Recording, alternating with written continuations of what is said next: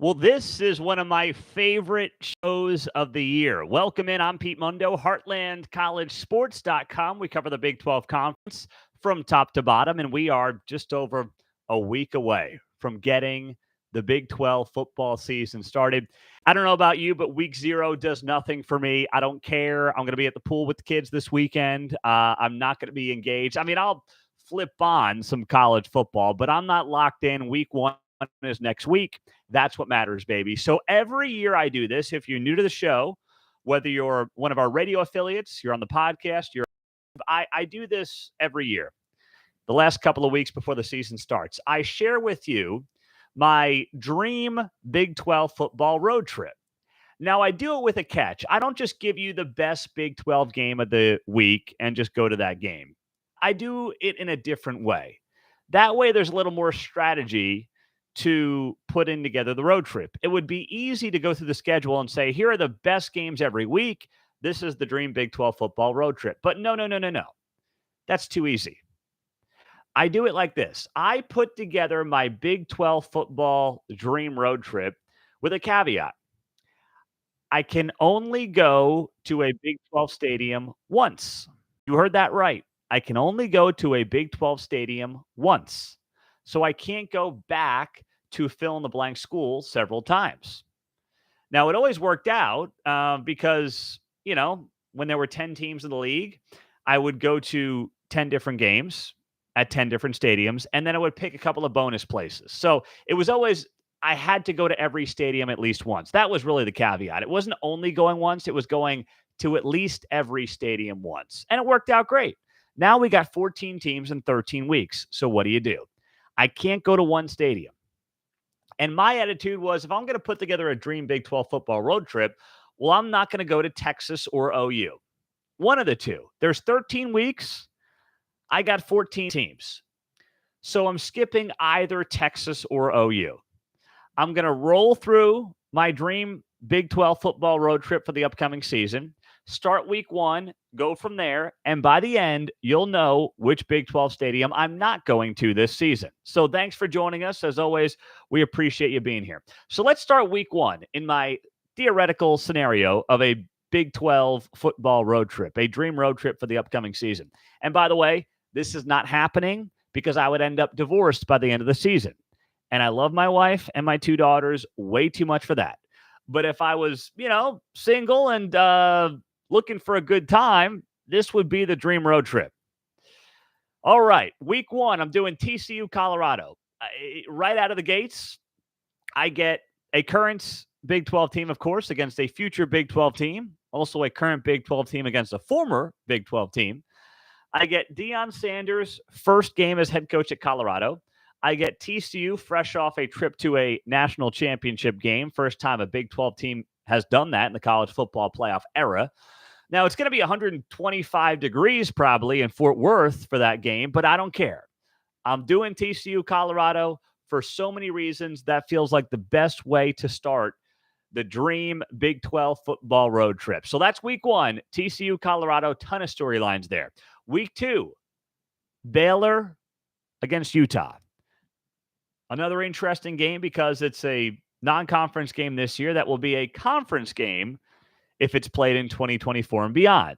So that right out of the gates is like, all right, this is pretty cool. It's a non-con, but in a year, if this game is played, it will be a conference game. I like it. Utah comes in as a preseason top 15 team. And yes, it's also going to be 1,000,000 degrees in Waco for that game. So I probably should have started up north or somewhere else to begin the season. But once again, you got to strategically put this together. And for me, this game is going to tell us a lot about what Dave Aranda's got for us. Dave Aranda has kind of had this very interesting roller coaster season. Starts off, goes 0 in Big 12 play, or what? He won one Big 12 game that first season, taking over after Matt Rule. Then he wins a Big 12 championship. Then last year, with all the expectations in the world, and boy, there were a lot. I think a lot of us had him at least in the Big 12 championship game, if not winning the Big 12. They completely fall flat last season. Lost some close games, but let's be honest, they fell pretty flat last year. So what is in store in year 4 for Dave Aranda? This is not a make or break game for them in week 2 against Utah, but it's one of those games that at least gives you an idea as to what Baylor is going to look like this season. And if they're a team to keep an eye on and a sneaky potential contender, of which more than half the league is going to think it should be a contender, or if it's going to be a team that just sits again in the middle of the pack. So that's what week 2 is about for Baylor and Utah. So, theoretically in this dream Big 12 football road trip, I would be in Waco for that one. Then week 3, backyard brawl, baby. In Morgantown, second straight year this game is being played. Sign me up. Last year was a great game in Pittsburgh between these two teams, and this year it's in Morgantown. I ain't missing that. I mean, I've tailgated in Morgantown, and this is going to be next level tailgating in Morgantown. Either because West Virginia is going to have itself an incredible night and get a win, or because they're going to be drinking away their sorrows, and Neil Brown's going to be, hoping to get to Halloween. I don't know which way it's going to go, but I know I don't want to miss it. So that game, week 3, West Virginia versus Pitt in the backyard brawl, coming back after it returned last season, is going to be epic. And that is going to be an incredible scene, especially before the game in Morgantown. Oh, my goodness, they're going to start tailgating 48 hours before kickoff for that one. It's going to be a heck of an atmosphere, and I wouldn't miss that. And it's going to tell us a lot, by the way, about Neil Brown's future. If Neil Brown pulls off an upset, right, in the backyard brawl, and suddenly West Virginia's a team there, you're like, maybe there's something interesting going on here. Now, remember the non-con. He's got Penn State, 7th-ranked Penn State, on the road to start the season. I mean, goodness gracious. Then Duquesne. Then you got the backyard brawl. If Neil Brown is 2-1, you feel very good about things and his job prospects going forward. If he's 1-2 and he gets embarrassed at State College and he loses the backyard brawl in convincing fashion at home, Halloween, I mean, forget that. Neil Brown's going to be lucky to see the calendar flip to October in Morgantown. So that's why that's a must-be-at game, week 3 at the backyard brawl. Week 4, we're going to Cincinnati. We're staying east side of Big 12 country, skipping from Morgantown to Cincinnati for the short road trip, watching the Bearcats open up Big 12 play against the Oklahoma Sooners. Nippert Stadium is going to be rocking for that one. Their first Big 12 game, plus it's OU. OU's obviously, just like Texas, going to get everybody's best shot, and that is going to be a very fun environment week 4 of the Big 12 football season. Next up, as we talk about this dream Big 12 football road trip for the 2023 season. Week 5, Texas Tech and Houston. It's an old Southwest Conference matchup in Lubbock. Dana Holgorsen takes Houston on the road for the first time in Big 12 play against the Red Raiders, who have very high expectations this season. And here's a great little storyline in this game. Donovan Smith just named the starting quarterback for the Houston Cougars. Former Texas Tech quarterback, going up against his old team. He was there last year, of course. He played a lot the last 2-3 transferred out, went to Houston, won the starting job, and now it's going to be Donovan Browns and Dana Holgorsen taking Houston on the road for the first time in Big 12 play.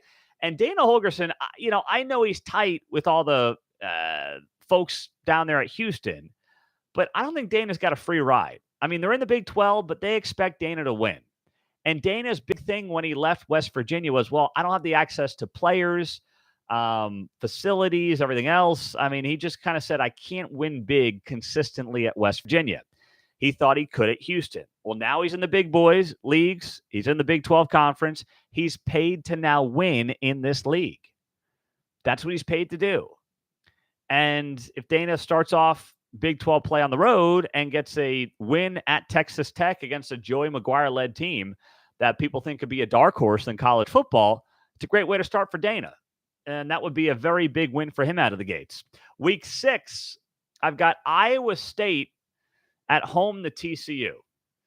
So remember, how I'm doing this is I have to go to each Big 12 stadium at least once. I can't do it this year in this theoretical road trip because there's 14 teams in 13 weeks. So I'm skipping either OU or Texas. That only seems fair.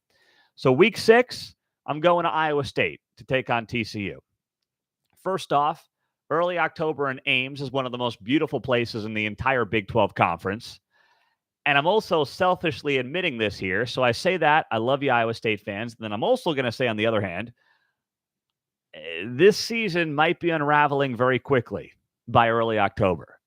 So if I'm going to go to Ames, I want to get there on the early side. I don't want to be there in November when the stadium's, 25% empty and the wind chill's whipping down from Minnesota at 25 miles an hour. If I thought Iowa State was going to compete, I'd wait till November to go to Ames because it's special that time of year too. But based on how I think this year's going to go, I want to be in Ames when the weather's beautiful. That's important to me. As for this matchup, the last two games on either side have been blowouts. TCU blew out Iowa State last year. Iowa State blew out TCU under Jerry Kill 2 years ago.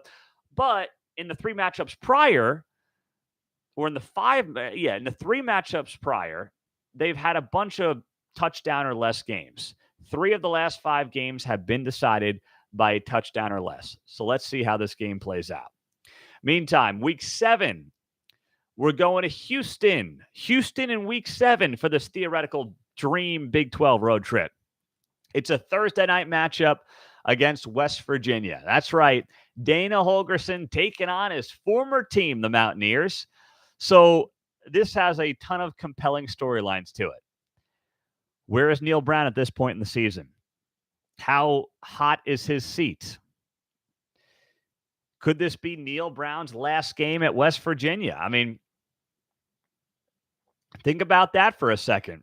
It's not impossible, right? If Neil Brown gets slow out of the gates, he loses to Penn State, loses to Pittsburgh, and, then on national TV, because Big 12 play starts off for West Virginia, Texas Tech and TCU, and then Houston. It's entirely possible. I hope this is not the case. I'm rooting for Neil Brown. It's entirely possible Neil Brown goes into that Houston game with a 1-4 record. If he falls to 1-5 and loses to Dana Holgorsen, and there's no love lost there between the Mountaineer faithful and Dana Holgorsen, and it's like some lopsided 42-17 game on Thursday Night Football, I mean, Neil Brown might get the Lane Kiffin treatment. He may not make it home from the tarmac. I hope he doesn't. Seems like a great guy, good family man. I'm just being realistic about what the options might be here. So Dana Holgorsen hosting his former team on Thursday night. I'm not missing that one in week 7. Week 8, Kansas State and TCU. It's time to head north. And these are two teams that obviously met in the Big 12 championship game last season. So it's a Big 12 title game rematch in Manhattan. And if you recall, they played a couple of great games. I mean, the regular season game, K-State blew a 28-10 lead in Fort Worth and lost 38-28. And then, of course, the Cats got revenge in the Big 12 championship game at AT&T Stadium and won the conference title. So now we get the third meeting in 2 seasons. I'm not missing that. Not that I'm predicting that these two teams will meet again in the Big 12 championship. I don't think that's going to happen. I don't believe that to be the case. Regardless of that, it's a good matchup. They play great games, and I don't want to miss it. Week 8, Kansas State versus TCU is what I've got in that one. Week 9, as we head through the season, Kansas versus Oklahoma. It's a short road trip, Manhattan to Lawrence, week 9. And remember 2 years ago, it was KU who almost pulled off the huge upset against Lincoln Riley's Sooners before OU came back to seal the win. But that was Lance Leipold's first year, and you felt like, geez, we might have something here with this guy. This is going to be fun. So this is the last time KU and OU will play for likely many seasons. So let's see. Let's see, right? If Lance Leipold has a little late season magic in him. These are two classic Big 8 teams going way back. It's sad that they're not going to be playing each other anymore. We understand the way of the future in college sports. KU, OU in Lawrence, sneaky game. Sooners might be overlooking it. And Lance Leipold is going to have those guys so jacked up. And that crowd, I believe in Lawrence, is going to be rocking as well for that game. So in week 9, in this theoretical Big 12 dream road trip, I'm going to find myself in Lawrence as the Jayhawks take on the Sooners. Week 10, Oklahoma State versus Oklahoma. That's right, Bedlam. For the last time in, well, I'll put it this way. For as long as Mike Gundy is coaching, at Oklahoma State, this is the last Bedlam matchup I got to imagine. Mike Gundy, if you missed it, we wrote a lot about it over the summer. He has no intentions of playing OU once they leave for the SEC. And he clearly blames OU for that. And by the way, he should. He's right. So this is the last Bedlam game for likely a very long time. Sad to say. It is in Stillwater. It is going to be one of the most incredible environments of the entire college football season. And there's no way I would miss that one. So when I'm putting together the schedule and it's like I've got to go to each Big 12 stadium, this is one that you work the schedule around. There was no way I was going to miss Bedlam and not be there week 10 for Oklahoma State and Oklahoma. So that is going to be an incredible atmosphere, and I wouldn't miss it for anything. So that's obviously the go-to game in week 10. Mike Gundy taking on the Sooners. We know the struggles he's had over his career against OU. Can he end it on a high note? I don't know what the season's going to look like at that point for either team. It wouldn't shock me if there are Big 12 implications, Big 12 title implications for both teams. But even if there aren't, even if both teams are having mediocre years, this is going to be incredible, incredible drama for the final Bedlam in Stillwater coming up this season. So that's the Week 10 game I would go to. Week 11, final month of the season. Week 11, I'm going UCF and Oklahoma State. It's time to get down to Florida, baby. It's mid-November. Get a break from the Midwest winter or fall turning to winter. And get down to Orlando. Maybe I'll squeeze in around the golf. How's that sound? Let's be honest. How many of you guys are going to do road trips, guys trips to UCF road games for your Big 12 team? I know you're going to do it. It's cool. I mean, you should be doing it. When my kids are a little older, I'll probably be doing it too. But UCF, Oklahoma State. Who knows? In the unpredictable Big 12, it would not shock me one bit if there is some type of Big 12 championship game implications for this one. Not that either team's going to win the title, but if this just plays a role in the outcome of the Big 12 season, it wouldn't shock me one bit. So I was saving UCF for late in the season. I don't feel like, dealing with 90 degrees and that humidity in September or October. So that's when I'm going to UCF for the first time. Week 12, we go UCF, and then we go cross country to BYU. The Cougars taking on the Sooners. It's a team that will likely play OU this one time and then not again for years, if ever. The BYU home crowd is incredible. We saw that on display last year when Baylor went to Provo. I'm expecting that on steroids for this BYU-Oklahoma game, regardless of how the BYU football season is going.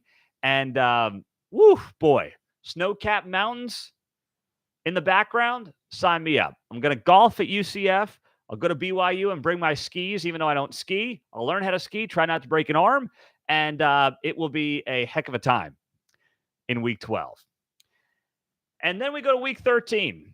There's two places I have not been yet in this dream Big 12 football road trip for the upcoming season. Texas and Oklahoma. As I told you, there's 13 weeks, there's 14 teams. Somebody's got to be left out. So I figured, I'm going to leave out Texas or OU. That seems only fair. They're leaving, so I'll leave one of them out. Well, I'm leaving out OU because in Week 13, I've got to go to Austin, where on Black Friday, Texas will be playing Texas Tech. And here we go. Last game of the regular season for both teams. Black Friday. I believe there will be Big 12 championship game implications in this game. Both these teams have expectations of reaching and potentially winning a Big 12 championship. And you know as well as I do, those Texas Tech players who always have a chip on their shoulder when they play Texas, if they have the extra added bonus of this being the last time Texas Tech plays Texas for who knows how many years, and there's Big 12 championship implications for either team, just watch. Just wait to see how fascinating that game is. Joey McGuire, lifelong Texan, high school coach, worked his way through the ranks at Baylor, becomes the head man at Texas Tech. Even if Tech doesn't have the season some of us think that they can have, and they're out of the Big 12 title race, but Texas is in the race. Could you imagine Texas Tech, last game against Texas for who knows how many years, with a chance to knock UT out of the Big 12 title game? Oh, my goodness. I'm not missing that. No way am I missing that. So I'm going to Austin for the final week of the regular season. Texas versus Texas Tech. There you go. There is the dream Big 12 football road trip for the upcoming 2023 season. I'm Pete Mundo, and then, of course, the Big 12 championship game to wrap it up. Landon writes here on YouTube Live, Pete, don't forget about Disney World. Yeah, if I'm going to UCF, I'm not taking the kids on the first trip. All right, come on now. But yes, I won't forget about Disney World. I won't be doing that. Pete, I would love to see KU get one last win over the Sooners. Definitely going to be a tall order. You're right. It is going to be a tall order. I'm not predicting any wins necessarily out of the gates for KU in that one. Parker, West Virginia's looking the best they have since 18. If they can stay injury-free, I agree that's entirely possible. Entirely possible. So there is so much that's going to be fascinating about the Big 12 this season, and we are just a couple of weeks away from it all getting underway. We so appreciate you guys being here. Hit that subscribe button on YouTube and on the podcast. And as always, you know the drill. And if you haven't done it yet, the season starts in 2 weeks. Now's the time to do it. Leave that 5-star rating and review on iTunes. We'll get you the free Heartland College Sports Koozie. And just send me a screenshot of that rating and review to Pete Mundo, MUNDO, at heartlandcollegesports.com. I got a bunch of koozies I got to send out this week. Now is the time. It takes 30 seconds. It would mean the world to me if you would do it. So thank you, guys. Have a great rest of your day, and we'll talk to you soon. Ton of content up at the site at heartlandcollegesports.com. Take care.